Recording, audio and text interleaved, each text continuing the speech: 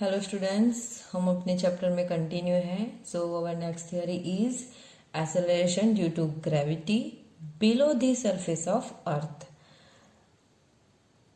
In last video lecture, we learned about acceleration due to gravity above the surface of earth. Now we learn below the surface of earth. Okay, तो theory same ही है, process भी उसका जो mathematical step है वो भी थोड़ा same ही है.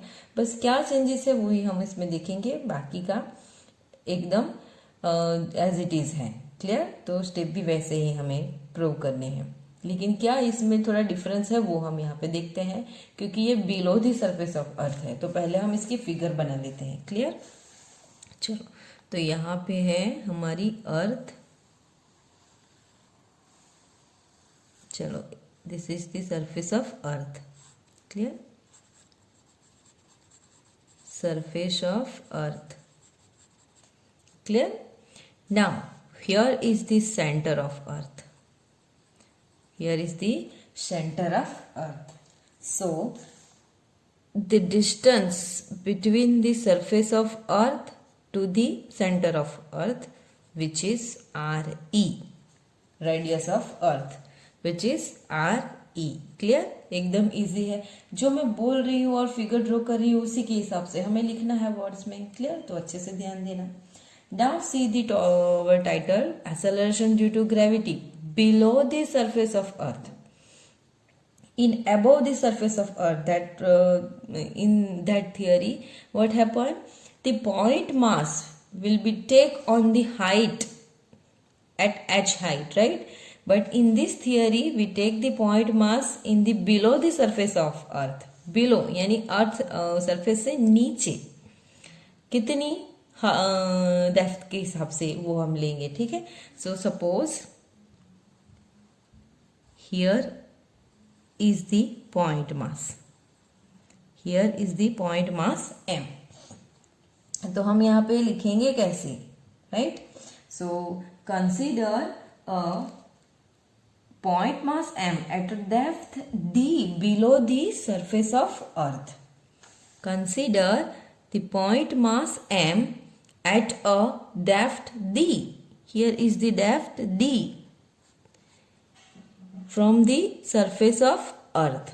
तो हम यहाँ पे एक सरफेस वापस बना लेते हैं जिस पे पॉइंट मास है. क्लियर? चलो, ये तो आर ही रहेगा. हाँ, ये आर ही रहेगा. चलो, तो ये जो हमारी फिगर बन गई, here is the. Okay, so consider a point mass M at a depth D from the surface of earth. Clear? Now the radius of the earth is RE. Then the total distance from the center of the earth to the point mass m, which is कितना मिलेगा हमें? कोई बता सकता है कितना मिलेगा? ये टोटल जो है डिस्टेंस RE जितना है, और ये यहां से इतनी जो है वो डेप्थ हो गई. ये डेप्थ हो गई सरफेस से इतने नीचे, यानी कि इस पोजीशन पे है पार्टिकल हमारा पॉइंट मास. तो इतना डिस्टेंस क्या होगा? कम हो जाएगा, क्योंकि वो नीचे आ गया ना. तो यहां से टोटल डिस्टेंस उसका आर ही है. तो यहां से यहां तक का उसका डिस्टेंस हमें क्या मिलेगा? Are E minus D. Right? तो हम लिखेंगे अभी. चलो, consider a point mass m at a depth d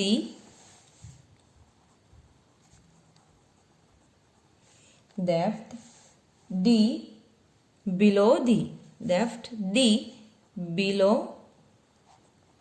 the surface of the earth, as shown in the figure.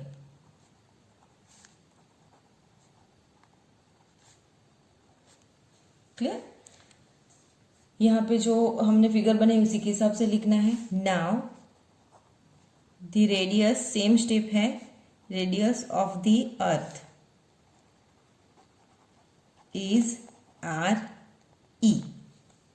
But what is the distance between center of earth to the point mass m?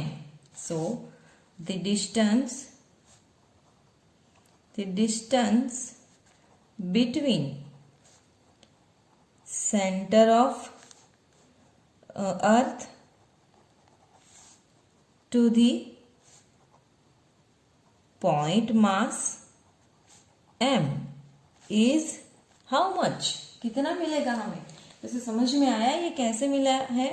तो इतना तो total आ रही है, that means इतना जो है total वो आ रही है, जिसमें से पार्टिकल यहाँ पे नहीं है, वो यहाँ पे है, तो उतना डिस्टेंस क्या हो जाएगा? माइनस हो जाएगा। तो टोटल आपको क्या मिल रहा है यहाँ पे? Distance are E minus D. Clear?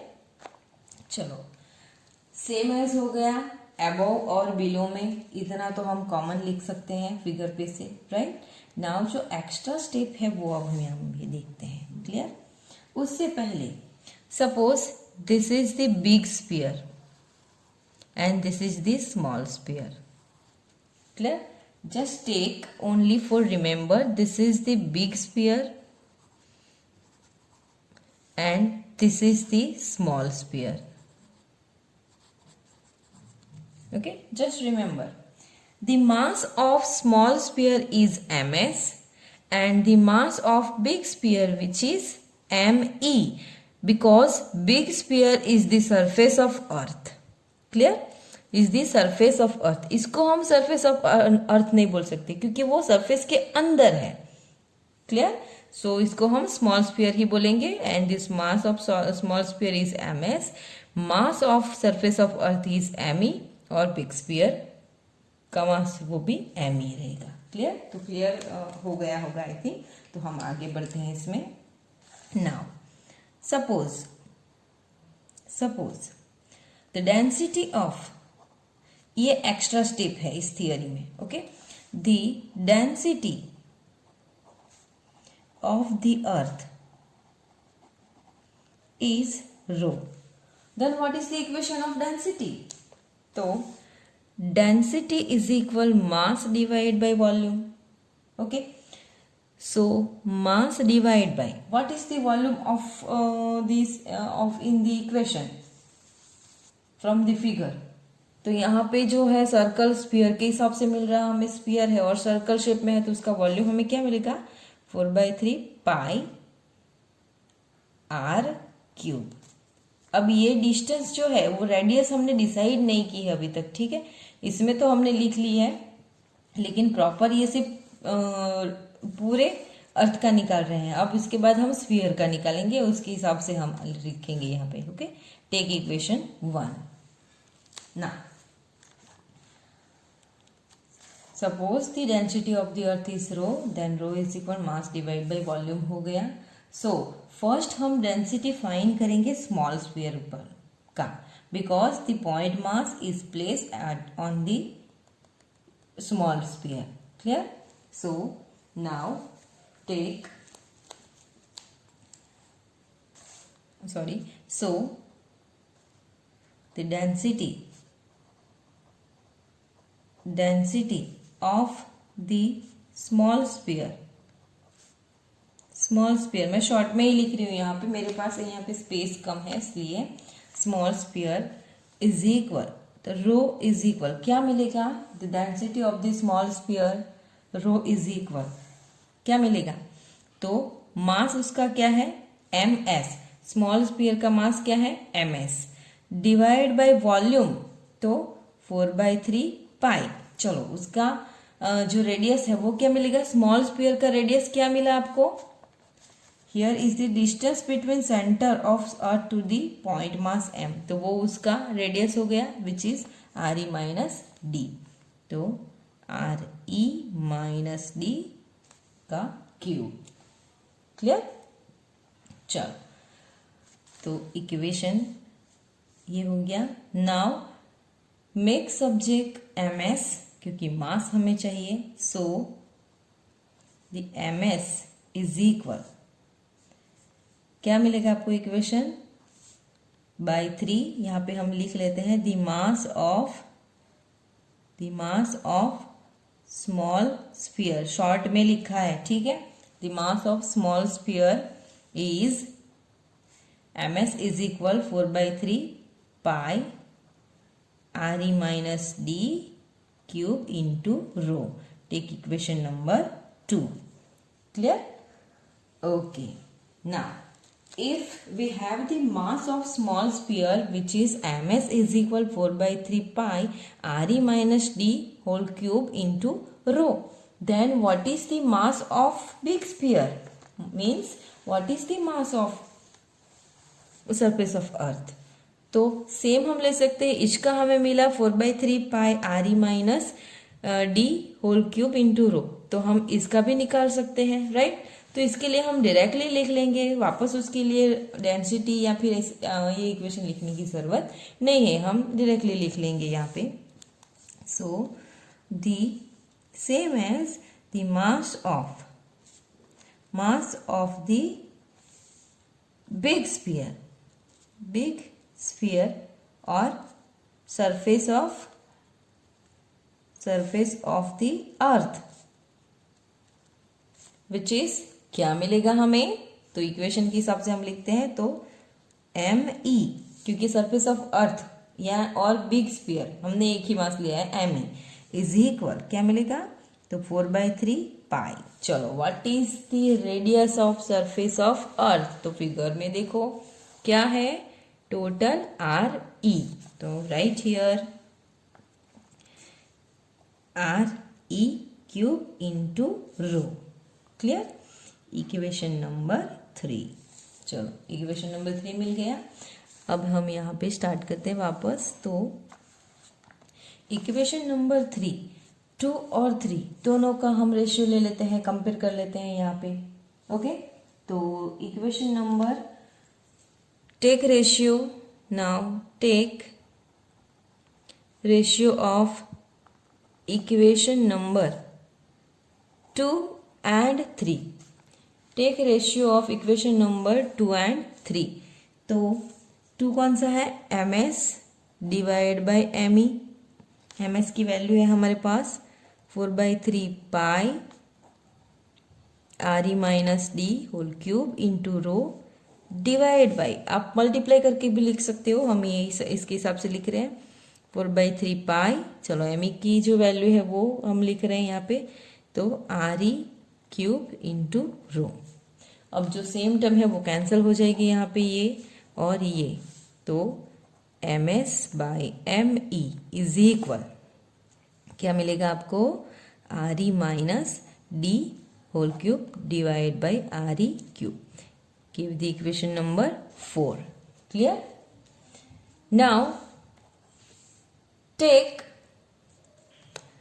make subject of ms so that the ms is equal, why we make subject of ms, because the particle point mass is placed at the small sphere and the mass of small sphere is ms, so we can use and make the subject of ms is equal, क्या मिलेगा आपको, तो re minus D whole cube divide by re cube into me, equation number 5। Clear? यहाँ तक I think आपको clear हो गया होगा। चलो, ये जो था डेंसिटी से लेके यहाँ तक का ये एक एक्स्ट्रा स्टेप था, बाकी एज इट इज आपकी जब अब आगे की थियरी है वो याद करो। तो जैसे ही आपने ये वर्ड्स के हिसाब से लिखा, एट दैट टाइम आपने फोर्स फाइंड किया है। कैसे? तो जो अर्थ जो है वो स्मॉल पॉइंट मास पे ग्रेविटेशनल फोर्स लगाती है, राइट। तो सेम एज हम यहाँ पे ये स्टेप यूज करेंगे वापस। तो यहाँ पे क्या होगा, कौन सा जो स्फीयर है वो उस पे ग्रेविटेशन फोर्स लगाया, सबसे बड़ा क्वेश्चन ये है, right. So see here the surface of the earth and the point mass m। Point mass m is the ये वो अंदर की साइड है और सरफेस ऑफ अर्थ बाहर की जो साइड है, राइट। तो ये अंदर की साइड आया है, तो उस पे कौन सा स्फीयर इफेक्ट करेगा, ms स्मॉल स्फीयर, ये इस पे इफेक्ट नहीं कर सकता। क्लियर? क्योंकि पॉइंट मास सरफेस के अंदर आया हुआ है। सो और दूसरा कि वो स्मॉल सरफेस के ऊपर ही आया है। तो स्मॉल सरफेस जो है उसका मास ms और जो पॉइंट मास है उसका मास स्मॉल m। तो दोनों का मास हुआ यहाँ पे। तो दोनों मास हुए तो कोई भी ऑब्जेक्ट, दो ऑब्जेक्ट है और उसका मास है, तो दो ऑब्जेक्ट के बीच में always affect gravitational force, right? So here we can write the gravitational force effect on the point mass m by the small sphere ms, which is, तो हम फाइंड करेंगे यहाँ पे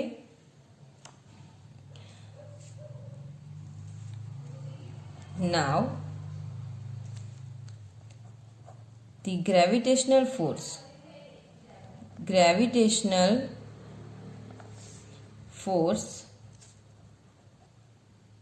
on the point mass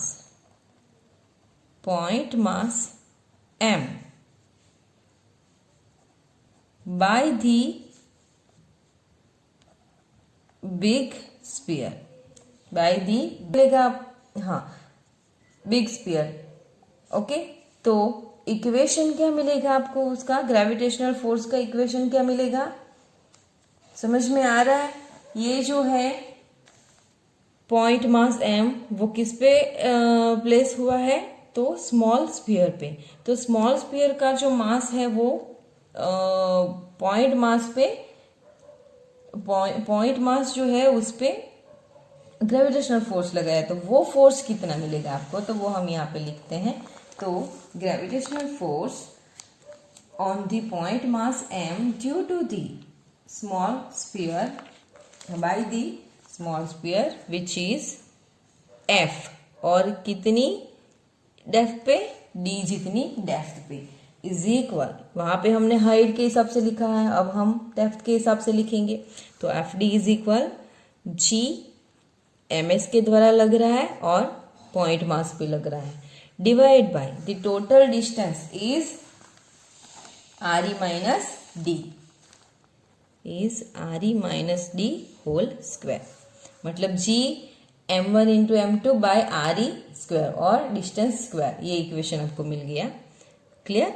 equation number आता है आपका 6। Clear? Now see the equation number 6 and equation number 5 in your book. Equation number 5 here is which is ms is equal re minus d by re cube into me. So put this value in equation number 6. Clear? So now put the value of equation number 5 in equation number 6.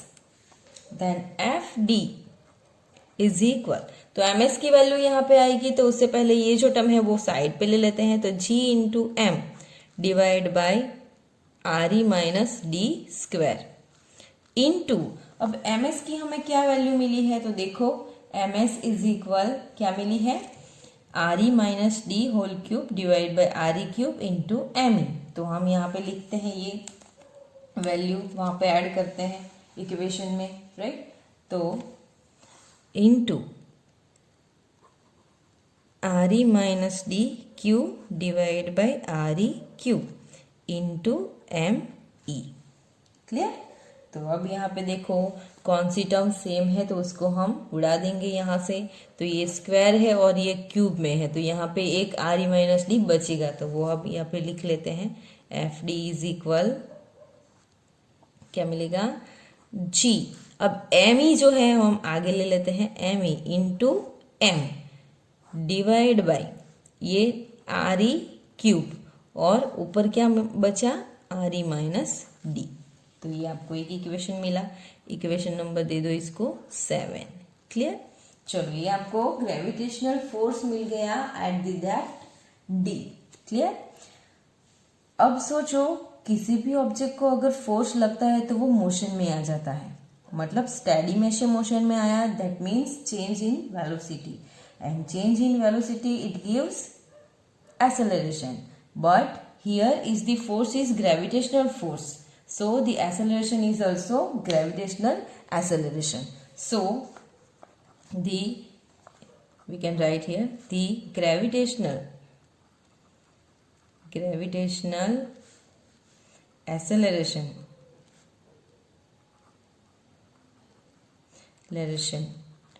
at depth d, the gravitational acceleration at depth d क्या मिलेगा आपको from the equation of second law of motion which is F D is equal M G D. Second law आया है यहाँ पे, right, क्योंकि second law है कि किसी भी ऑब्जेक्ट पे फोर्स लगाओ तो वो मोशन में आता है, राइट।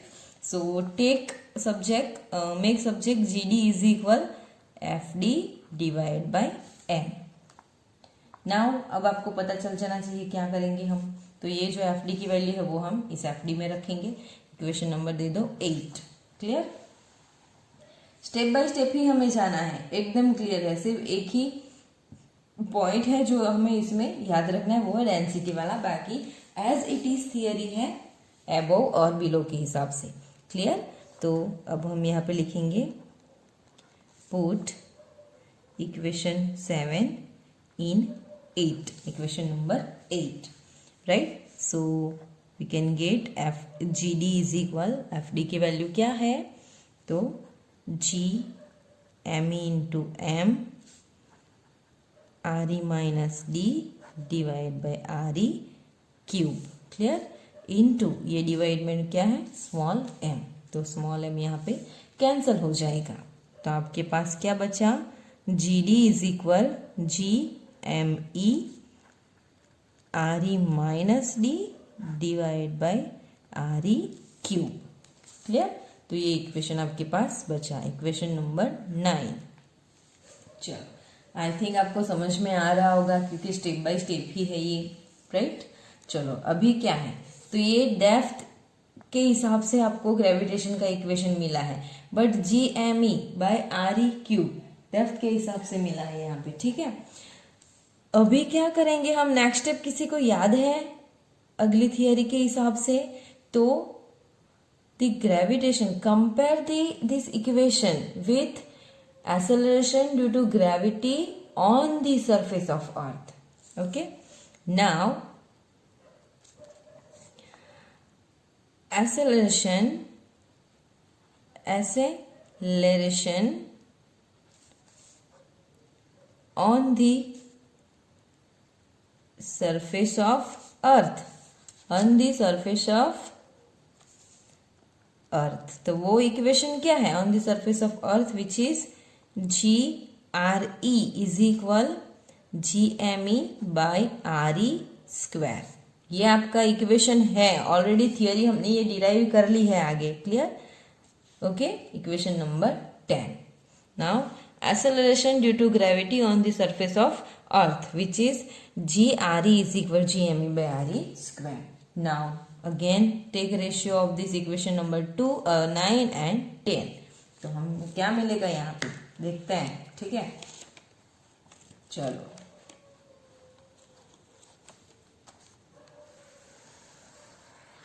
तो now again take ratio of equation number 9 and 10. 9 and 10. Then we get GD divided by GRE. अब सेम स्टेप आ गया है आगे की थियरी जैसे, आगे की थियरी में GH डिवाइड बाई GRE था, अभी हम GD डेप्थ के हिसाब से ले रहे हैं। क्लियर?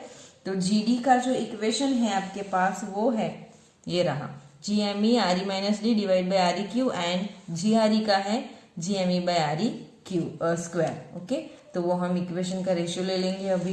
तो हमारे पास क्या बचता है हम देखते हैं यहाँ पे, तो हम लिख रहे हैं G M E R E minus D divide by R E cube multiply R E का वैल्यू हम लिख लेते हैं, तो G M E by R E square, तो आर ई स्क्वायर ऊपर जाएगा और जी एम ई नीचे आ जाएगा। क्लियर?